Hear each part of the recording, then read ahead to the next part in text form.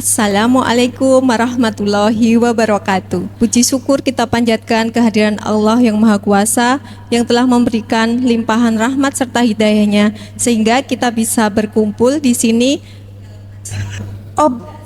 obrolan sehat menjelang buka puasa. Sholawat serta salam kita haturkan pada junjungan kita Nabi besar Muhammad Sallallahu Alaihi Wasallam. Semoga kita termasuk orang-orang yang mendapatkan syafaat di yaumul akhir.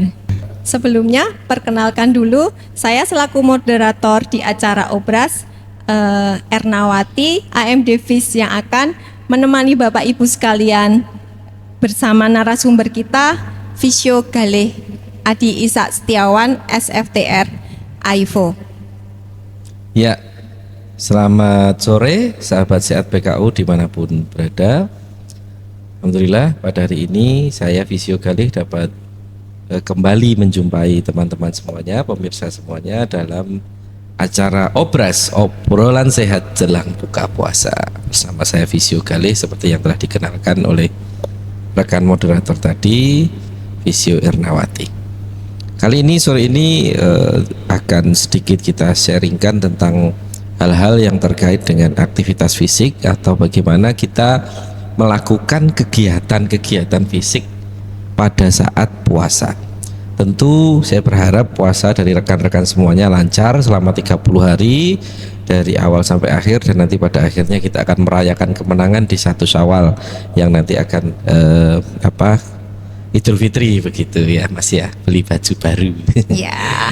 Baik, di sini sedikit saja kita sharingkan bagaimana aktivitas fisik atau tips-tips aktivitas fisik menjelang atau pada saat kita melakukan puasa Ramadan. Yang pertama, kalau kami di fisioterapi itu tentu memikirkan bagaimana konsep aktivitas fisik itu mendukung dari quality of life. Jadi jangan sampai aktivitas fisik itu kemudian malah membuat kualitas hidup itu turun. Jadi kalau bisa aktivitas fisik itu dilakukan dan kualitas hidupnya itu tetap atau bahkan meningkat begitu Bu Erna. Misalnya seorang guru ya, kalau aktivitas fisik ya jangan sampai terus meninggalkan kewajiban beliau sebagai guru. Seorang nakes juga seperti itu, seorang petani, seorang pedagang dan segala macam juga harus seperti itu tentunya. Nah, dengan konsep-konsep seperti itu tentu kita sebagai seorang muslim dan wajib puasa, kita harus juga melakukan aktivitas fisik yang sesuai dengan aktivitas kita sehari-hari, karena kualitas hidup kita harus terjaga bahkan akan meningkat.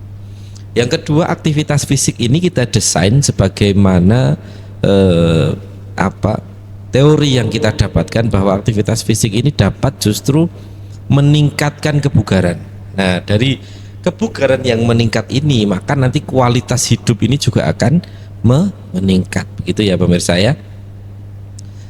Ketika kualitas hidup ini dapat dipertahankan dengan baik, maka goalnya yang ketiga adalah kita sebagai umat muslim dapat menjalankan puasa dan dapat menjalankan pekerjaan kita sehari-hari atau ibadah kita dan juga pekerjaan kita sehari-hari itu dengan maksimal, dengan bugar dan dengan fresh, sehingga 3 tujuan itu nanti dapat tercapai dengan baik.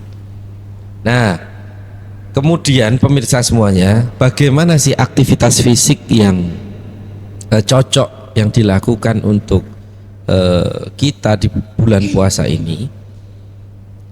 Tentu ini nggak bisa di kebiahuyah. Kebiahuyah itu bahasa Vietnam, bahasa Indonesianya Vietnam tidak ya, bisa ya? disamaratakan. Ya nggak bisa disamaratakan. Kalau Mas Gani tahu kebiahuyah, rubuh gedang juga tahu dia. Iya. Kalau kebiah ya.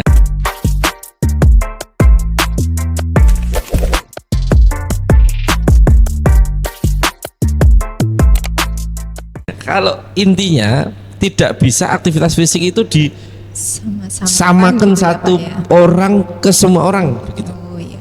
Misalnya Mas Gani yang biasa main bola kemudian lari keliling lapangan 12 kali, 15 kali, 50 kali, nggak bisa disamakan dengan saya yang pekerjaannya itu ya seperti ini. Jenengan juga yang biasa ke sawah ngandur pari gitu. Beda dengan yang lain gitu. Nah tapi ada satu benang merah yang bisa kita berikan tips ke pemirsa semuanya. Nah ini untungnya kita memiliki channel PKRS Obras ini, bisa kita sharingkan pengalaman-pengalaman berdasarkan teori-teori yang kita dapatkan. Nah benang merahnya itu dalam kesempatan singkat ini akan kita konklusikan, akan kita spillkan ke teman-teman semuanya.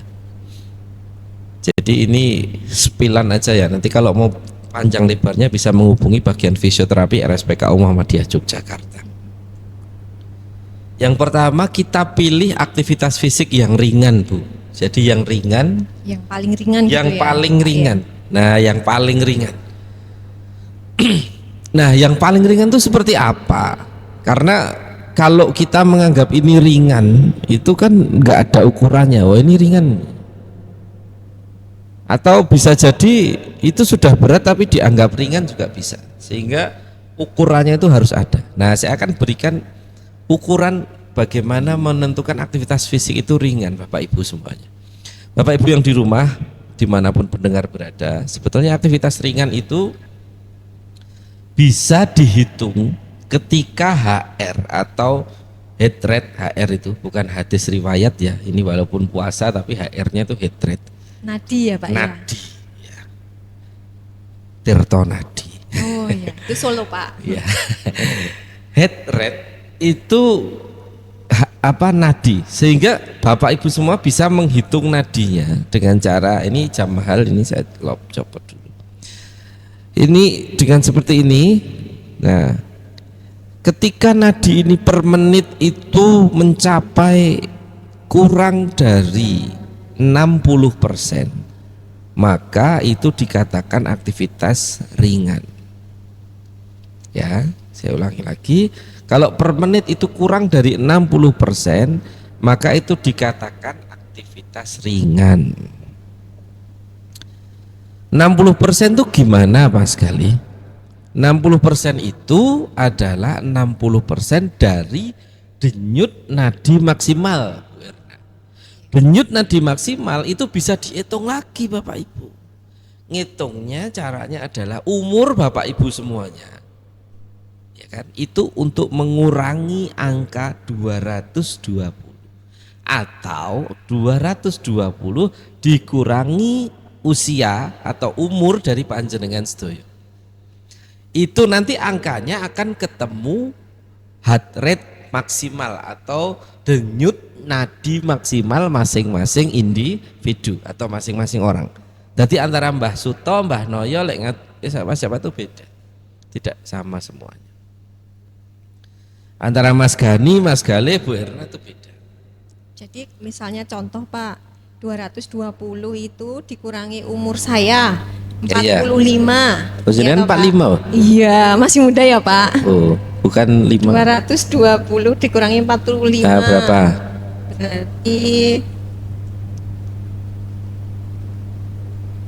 berapa itu?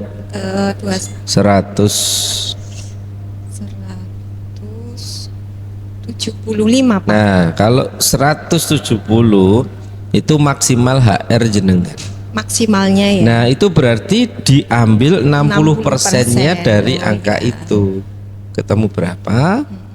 Maka kalau panjenengan itu melakukan aktivitas fisik di angka sebelum 60% dari 170, itu masih kategori ringan. Ya, jadi yang pertama aktivitas fisiknya yang dipilih adalah aktivitas fisik berkategori ringan. Dan itu harus dilakukan wajib. Sehari 30 menit bisa ditingkatkan sampai 1 dan 2 jam kalau sudah endurance-nya bagus. Endurance itu ketahanan, daya tahan.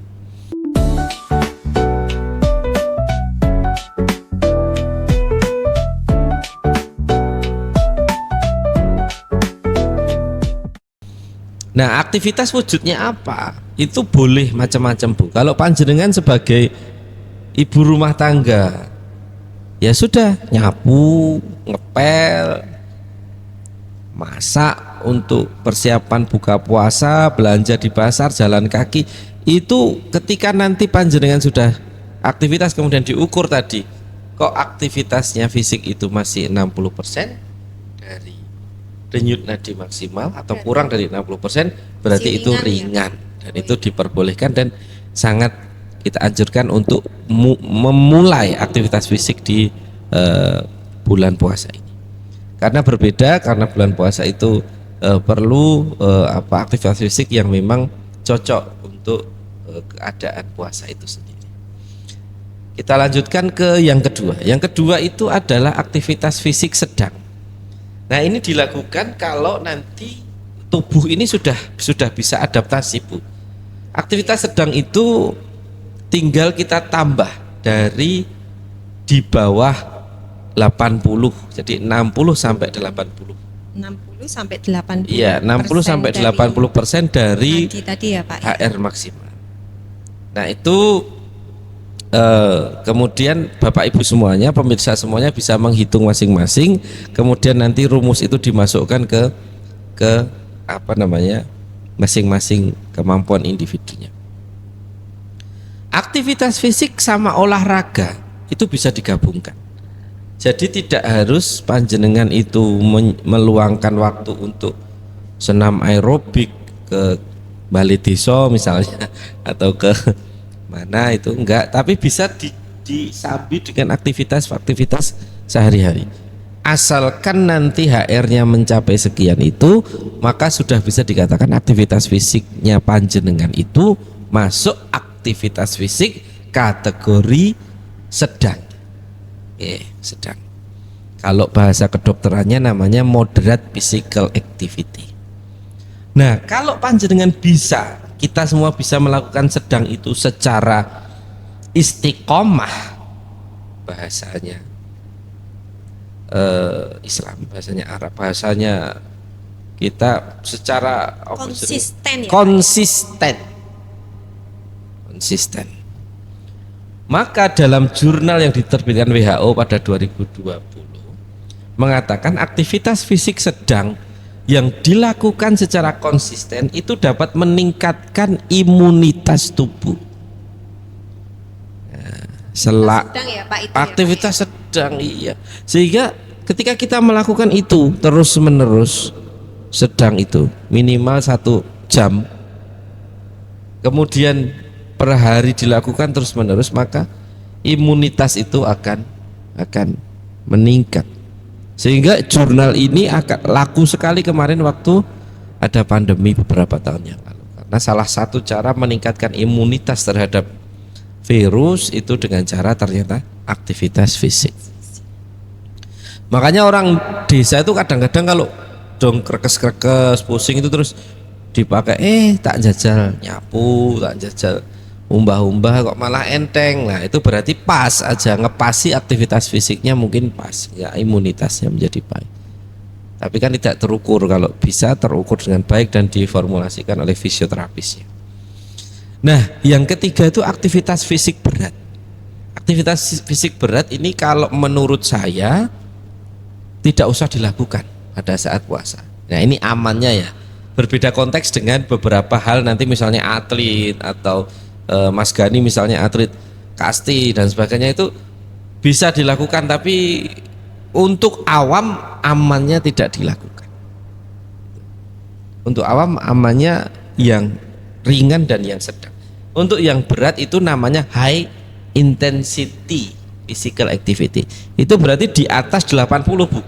Jadi kalau panjenengan itu nanti melakukan 80 sampai 100, itu namanya high intensity physical activity. Seperti itu. Jadi untuk activity ini, karena ini podcast ini bersifat umum, amalnya supaya tidak usah dilakukan pada masyarakat untuk bulan puasa dulu. Tapi beda dengan kondisi-kondisi khusus, misalnya ada atlet dan sebagainya yang tadi sudah kami sebutkan di awal, begitu. Nah, kemudian bentuknya kayak apa? Nah, bentuk bentuk aktivitas fisiknya kayak apa, yang ringan yang kayak apa, yang sedang kayak apa, yang berat kayak apa. Ringan tadi sudah saya katakan bisa dengan aktivitas fisik nyapu, ngepel, jalan kaki, ya kan. Bahkan sepeda itu juga bisa dikatakan ringan dengan sebagian orang. Sepeda masih Sepeda bisa ringan kalau sebagian orang yang sudah terbiasa, karena ini kan tergantung modal awal, Bu. Kalau modal awalnya itu fisiknya itu memang sudah disetting, iya, physical activity-nya itu sudah berat terus high intensity, maka sebetulnya memulainya juga nggak harus dari ringan. Tapi ini kan kita ambil amannya, Nah, tipenya kayak apa? Nah, ini bisa yang sedang, yang ringan seperti tadi, yang sedang ini bisa bersepeda, bisa berenang, bisa jogging, ya lari-lari kecil dan sebagainya. Itu sedang, sehingga nanti bisa mencapai target 80 di bawah 80%, di bawah 80%, tapi di atas 60%, seperti itu. Di Rumah Sakit PKU Muhammadiyah, emergency unit adalah harapan pertama bagi penderita gawat darurat. Inilah tempat di mana profesionalisme menjadi penentu utama dalam menyelamatkan jiwa. Pelayanan pasien gawat darurat adalah misi utama kami. Kecepatan, ketepatan, dan kecermatan adalah kunci untuk mencegah hal-hal yang tidak diinginkan. Emergency unit kami dipimpin oleh dokter jaga berpengalaman, didukung oleh tim dokter ahli yang memiliki pengetahuan dan pengalaman dalam menangani berbagai kondisi gawat darurat. Kami mengawasi setiap detail dari mencatat identitas pasien hingga menentukan diagnosa awal yang akurat. Kami dilatih untuk memberikan pertolongan pertama yang diperlukan. Kami mengambil tindakan awal yang bisa menyelamatkan nyawa. Rumah Sakit PKU Muhammadiyah, kami siap membantu dan menyelamatkan jiwa. Rumah Sakit PKU Muhammadiyah menjaga hidup dengan profesionalisme di emergency unit. Yang keempat adalah kapan. Nah, ini penting nih. Kapan dilakukan aktivitas fisik? Kapan dilakukan aktivitas fisik pas puasa? Nah, baiknya kapan, Mas Galih? Baiknya kalau dalam beberapa teori memang setelah berbuka. Tapi kalau setelah berbuka kita kan aktivitasnya banyak. Ya nggak sholat maghrib, terus taraweh, isya dan sebagainya, ada kegiatan tadarusan dan sebagainya. Nah, kalau saya sarankan mungkin kita bisa ambil 1 atau setengah jam sebelum buka puasa, karena itu aman, sehingga nanti teman-teman dan sahabat sehat PKU dimanapun Anda berada itu dapat melakukan aktivitas fisik sore hari sebelum buka puasa. Kalau sebelum sahur bisa juga, tapi itu terlalu berisiko karena kadar oksigennya masih terlalu rendah. Juga nanti mungkin ada beberapa hal yang kurang reliable dilakukan. Kalau setelah sahur itu juga mungkin bagi beberapa kasus oke juga, misalnya atlet dan sebagainya sudah terbiasa. Tapi untuk masyarakat umum, sahabat sehat PKU, amannya sebelum berbuka puasa, begitu Bu. Mungkin itu saja yang bisa kita sharingkan. Tentu sebetulnya masih bisa banyak sekali hal-hal yang bisa kita kupas di sini, termasuk caranya. Terus nanti kalau ada cedera seperti apa, kemudian tindak lanjut cederanya pasca cedera seperti apa, tentu masih banyak lagi. Nanti kami mohon sahabat sehat PKU dimanapun berada, kalau ada pertanyaan tentang seperti itu bisa langsung di-WA-kan ke Rumah Sakit PKU Muhammadiyah Yogyakarta, atau bahkan bisa menghubungi fisioterapi Rumah Sakit PKU Muhammadiyah Yogyakarta. Begitu mungkin dari saya, Bu Irna. Saya kembalikan ke host Bu Irnawati. Terima kasih. Iya, ini pertanyaan ya Pak ya. Kalau misalnya tuh biasanya tuh kalau jam 4 menjelang jam 4 tuh kok badan tengklenyer, badan rasanya haus banget. Nah, itu aktivitas fisik apa yang harus kita lakukan Pak kalau di jam-jam segitu yang rasanya tuh males ngopo-ngopo gitu. Tapi apakah harus ada aktivitas fisik yang membuat kita menjadi lebih bugar di jam itu gitu loh Pak? Ya, terima kasih pertanyaannya. Ya haus wong poso ora haus sih piye. Harus berarti raposo. Tapi biar Iya, lebih semangat iya. gitu Pak. Ya, itulah mengapa tadi saya sarankan untuk aktivitas fisik itu sebelum buka. Jadi aktivitas fisik itu kan sebetulnya kalau kita pikir lagi nggih sahabat PKO, kita itu gerak. Yang kerja itu pertama kali itu tingkatnya itu namanya tingkat seluler. Yang kedua baru tingkat jaringan. Yang ketiga baru tingkat organ. Yang keempat baru tingkat sistem organ. Yang panjenengan lihat kasat mata itu sistem organ. Tangannya gerak, sikunya gerak, kakinya lompat dan sebagainya. Nah, di tingkat sel itu perlu banyak nutrisi, Bu. Ketika kita puasa, kita kondisinya Ramadan puasa sebulan, tentu nutrisi seluler itu tidak sebanyak ketika kita tidak puasa. berpuasa. Nah, makanya dalam metabolisme seluler itu tentu akan menyebabkan hal-hal yang panjenengan sebutkan tadi, lemes, kemudian haus, karena itu hal yang cukup wajar pada saat puasa. Nah, aktivitas fisik itu sebetulnya kemudian justru bisa membuat aktivitas metabolisme seluler itu menjadi baik, cuma dengan catatan menyesuaikan kemampuan yang individu yang akan melakukan. Makanya kemudian tadi kita minta untuk aktivitas fisiknya sebelum buka, soalnya amannya. Ketika nanti selnya itu defisit kemudian terjadi ya jangan sampai shock intinya ya sahabat sehat PKO itu. Kita lakukan latihan atau exercise atau physical activity ketika mau buka, ketika sudah menjelang buka, sehingga pas selesai kita bisa kemudian recharge, misalnya minum, makan dan sebagainya, seperti itu. Berarti Kalau lemes karena memang defisit cairan ya Pak ya. cairan, ada gula dan sebagainya, kan tidak seperti biasanya. Tapi ada jurnal kemarin baru 3 hari ini saya baca, jurnal itu menarik bahwa puasa itu dapat meningkatkan kecerdasan. Oh ya gitu ya. Ya, itu jurnal. Tapi saya belum bisa menelaah jurnal itu, tapi sudah saya baca jurnalnya terindeks bagus. Ya. Berarti tentunya aktivitas fisiknya itu tetap disesuaikan dengan yang tadi 3 kategori tadi ya Pak ya, yang Iya. ringan, sedang sama berat ditentukan sama HR tadi ya Pak ya. Iya, betul sekali. Oh, iya. Oke. Betul sekali. Kalau Kayaknya mudah menghitungnya ya. Mudah.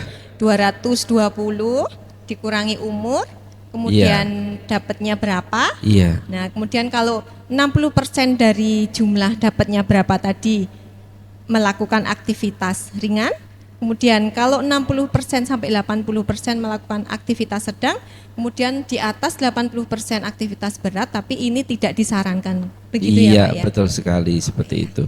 Hanya untuk teman-teman sahabat PKO dimanapun berada, kita kan tidak bisa tahu aktivitas fisik panjenengan itu sehari-hari seperti apa, maka amannya kita melakukan yang seperti tadi itu.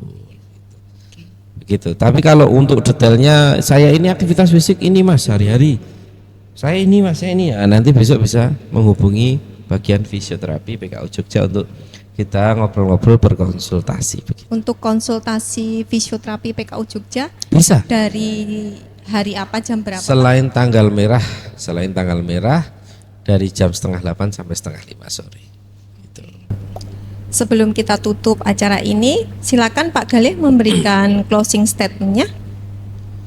Baik, terima kasih Bu Erna. Mungkin sedikit saja, simpel saja dan pendek saja karena ini sudah mau menjelang buka puasa jamnya. Untuk sahabat sehat PKO Jogja dimanapun Anda berada, jangan lupa olahraga, jangan lupa physical activity walaupun pada saat puasa, because exercise is medicine, atau latihan dan olahraga itu adalah obat. Terima kasih Wirna. Ya, sekali lagi terima kasih Pak Galih sudah memberikan banyak tips untuk aktivitas fisik saat berpuasa ya. Mudah-mudahan bermanfaat dan tentunya sangat bermanfaat untuk kita semua.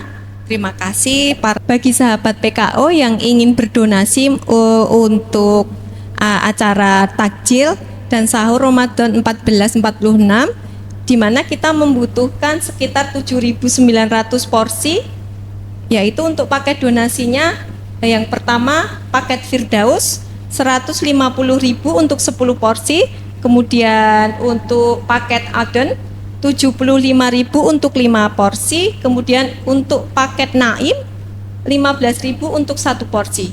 Untuk transfer donasi bisa ke Bank Muamalat di nomor 53200017607.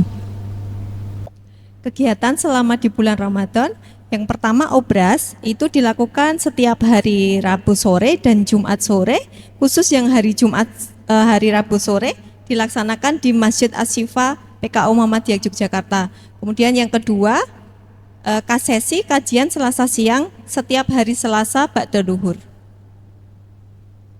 Sahabat Sehat PKU Jogja bisa follow di IG kami @PKU-Jogja, YouTube kita di PKU Jogja Media, TikTok di PKU Jogja Media. Terima kasih para hadirin yang secara offline maupun online mengikuti acara di sore hari ini. Saya selaku moderator, jika banyak salah atau kata-kata yang kurang berkenan, mohon maaf.